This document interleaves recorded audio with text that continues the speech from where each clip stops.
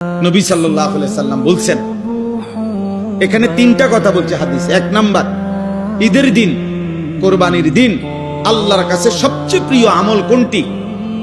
বলেন না, প্রাণী জবাই করা।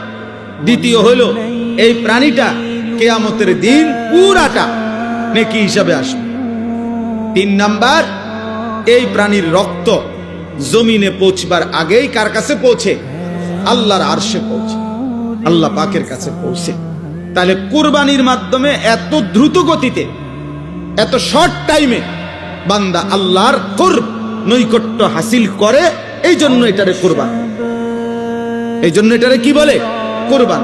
এই জন্য নবী সাল্লাল্লাহু আলাইহি সাল্লাম বলেন, ফাতিবু বিহা নাফসান। এই হাদিসের শেষ শব্দ, অতএব তোমরা খুশি খুশি দিলে কোরবানি করো। কি দিলে? খুশি খুশি।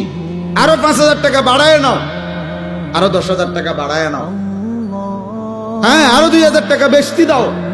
যেমনি সুন্দর হয়, যেমনি সুন্দর হয়, খুশি খুশি দিলে।